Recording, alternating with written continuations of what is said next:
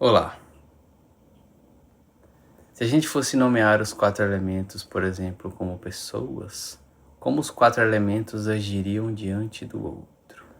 O elemento água diria o seguinte: o que você diz a respeito de mim me atinge, me importa, eu realmente sinto o que você sente, eu realmente me importo com o que você acha a meu respeito. Esse é o elemento água. O elemento ar diria o seguinte: interessante. O que você diz a meu respeito pode ser válido, pode ser uma crítica, pode ser algo que eu analiso friamente. O que você pensa a meu respeito, às vezes me importa, às vezes não, às vezes eu avalio, às vezes eu deixo passar. Esse é o elemento ar. O elemento terra diria: o que você acha a meu respeito não necessariamente altera a minha natureza. Não necessariamente altera os meus passos. Eu posso ir mais devagar, eu posso ir mais rapidamente, porém, o que você acha a meu respeito ainda assim não invade o meu corpo, não invade o meu espaço. Cada um tem o seu próprio corpo e a sua própria vida. O que você acha a meu respeito pode ser algo que agrega valor a mim ou não. Esse seria o elemento terra. O elemento fogo já diria o seguinte: o fogo que habita em mim não se importa com o fogo que habita em você. Os 4 elementos, eles nos crucificam. Dentro de nós sentimos tudo isso ao mesmo tempo. Uma opinião que a gente ignora ou que a gente leva em conta. Uma questão que outra pessoa diz que às vezes nos afeta emocionalmente e nos dói. Uma questão que às vezes altera o nosso ritmo e a nossa percepção de valor. E também uma parte nossa que realmente não se importa com a vida alheia. Então a gente é levado e guiado e espremido pelos 4 elementos. Assim o ego vai se fortalecendo.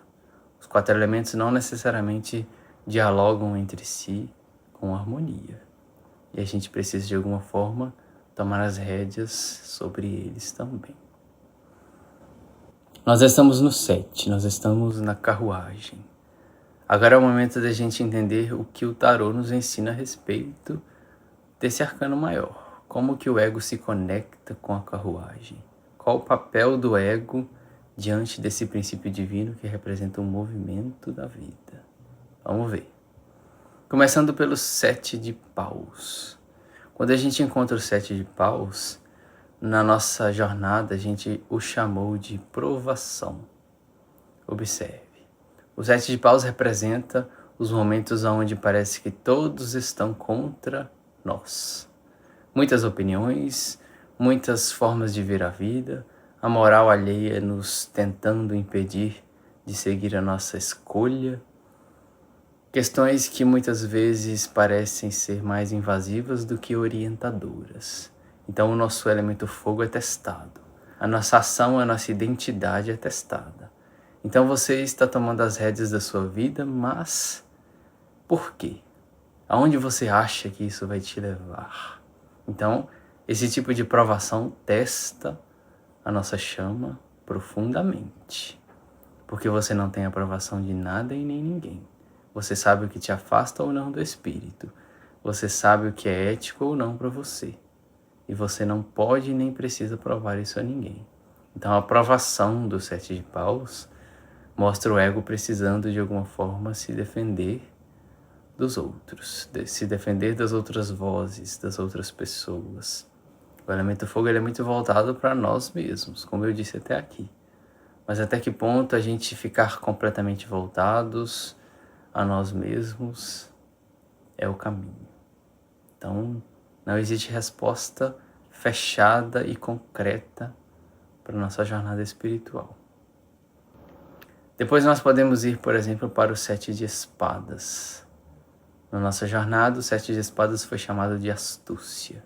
Aqui nós vamos para o elemento ar, para a frieza da mente.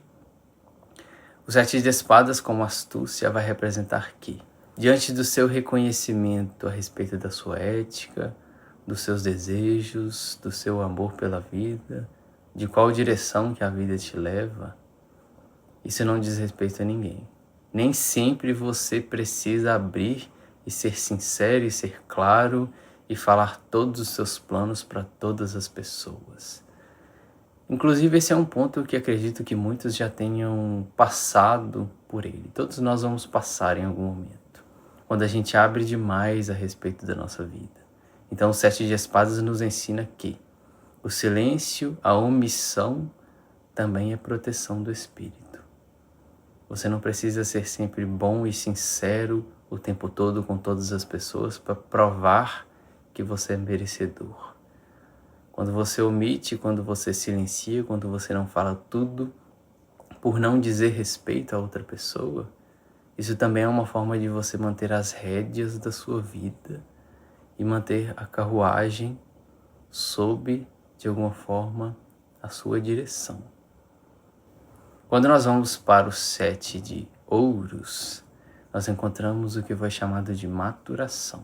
Observa. Quando nós encontramos o elemento terra, nós encontramos a lentidão, o tempo, a matéria. A maturação aqui representa que as rédeas que a gente toma da nossa vida também requerem a paciência. Nem tudo depende apenas do nosso pequeno livre-arbítrio, da nossa vontade para que avance. Às vezes a vida vai avançar, mas no ritmo dela, no ritmo do crescimento de uma árvore, por exemplo. A gente não vai comandar o crescimento da árvore. Porém, a gente não vai soltar as rédeas necessariamente apenas porque a gente não controla o movimento. Pelo contrário, o 7 de ouros nos convoca a atenção enquanto que está em crescimento e em maturação acontece. Enquanto que está em crescimento e em maturação se prolonga no tempo. Então isso também representa segurar as rédeas da própria vida. Caso contrário, a gente pode desistir muito fácil, não ver resultado rápido, a gente simplesmente solta e volta para os padrões que nos guiaram até aqui. Então você pode cair na questão onde você se conecta com o que o outro te disse que não iria dar certo. Mas na verdade não deu certo mais por falta de paciência. O elemento terra é a paciência, é a perseverança.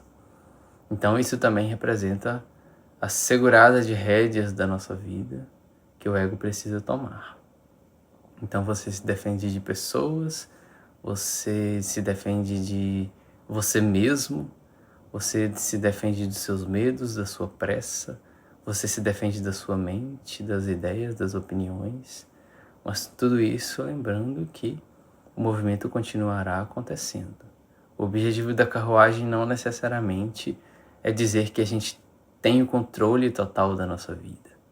O objetivo da carruagem é nos ensinar que a vida está acontecendo, mas quando a gente toma as rédeas, quando o ego toma as rédeas da própria jornada, ele aprende a conduzir a vida também, não apenas a repetir. E quando nós vamos para o 7 de copas, nós encontramos as miragens. Então observe bem. Diante das escolhas, diante da ética, diante do eros, diante dos desejos, a gente pode até seguir numa direção, mas nem sempre o que nos afeta positivamente, emocionalmente, é um caminho de solidez. Pode ser um castelo de areia. Então, o 7 de copas, o elemento água, nos lembra que segurar as rédeas também é saber que muitas vezes a nossa direção poderá nos enganar, nos iludir ou nos desiludir. O objetivo do 7 de copas é nos lembrar que as imagens no nosso caminho, os desejos, os impulsos, o amor que nos parece guiar tão cegamente, pode muitas vezes nos levar para armadilhas. Não no sentido de que tudo será perdido, mas no sentido de que ali uma lição poderá ser aprendida. Às vezes uma porta de ouro que reluz pode ser muito chamativa. Mas às vezes manter a paciência e a perseverança no caminho que a gente escolheu pode ser muito mais produtivo.